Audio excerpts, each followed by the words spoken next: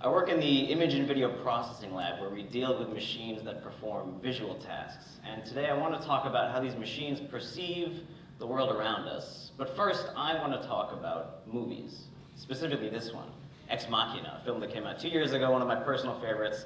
Anyone seen it? Show of hands. Pretty good crowd. Okay, great. So you know what I'm talking about then. Here I show Alicia Vikander playing Ava, a robot with artificial intelligence, or AI. Throughout the film, her examiners are testing her for human-level consciousness and human-level understanding, right? She has a penchant throughout the film for drawing pictures, like this one. Just a geometric structure that has no inherent meaning. But her examiners think that this could shed some insight into how her mind works. So they ask her to draw something more specific, like an object or person. And she comes up with this, the view from outside of her window. It's pretty good. It's certainly better than what I would be capable of, given pencil and paper. My artistic talents are lacking. But there's still something a bit off about it. The geometric pattern that we saw in her previous work is still very dominant here. It's as if she sees the world through a very different lens than ourselves. Which begs the question, just because she can see the tree and see the paper and therefore draw the picture, does that really mean she sees the world in the same way that we do?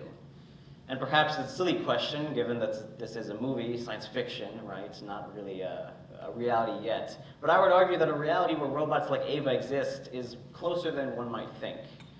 In fact, I have an AI up in the lab. Unfortunately, it does not look like a beautiful Academy Award-winning Swedish actress, but it is an algorithm that I think is quite advanced. It can adapt, it can learn from its mistakes, and improve at the task that it's given. These algorithms are typically referred to as deep learning, or neural networks, which we've heard 2 presentations about today, so I won't go through what they are again. But the notion here is that they take experience, they take massive amounts of data, and then adapt their structure to be able to perform tasks better and better as time goes on. And they've had a variety of success in some applications like facial recognition, like image search recommendations, like Google or Spotify. Mine does something a bit different. It solves a classification task. That is, it has learned to understand 1,000 different things, 500 animals like frogs and flamingos, and 500 man-made objects like pool tables and pirate ships. So given some image, we send it into our network, and it is able to guess what the image is, classify it as one of 1,000 different things.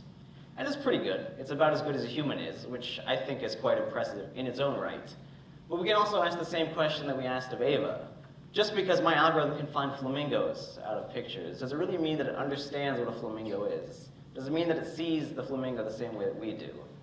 To do so, we can perform a similar approach as what they did in the movie, that is, ask to draw a picture. Some of my recent work has been about this visualization, that is, finding a picture that represents what this machine understands an object to be. So we're going to flip the script on my normal algorithm. Now we have this notion of flamingo, and let's create an image using the information in my algorithm to determine what it really understands. In essence, we're asking my algorithm to draw a picture. So we first look at what humans think of as a flamingo. This is an artistic rendition, albeit a pretty good one, I'd say. It encapsulates all the things we know about flamingos. Their pink color, their long necks, their long legs, the beak. And again, better than what I would have done. I would probably come up with something like this, but humor me. Let's assume that this is our human understanding of what a flamingo is. And now we move to what the machine thinks a flamingo looks like, and it comes up with something like this.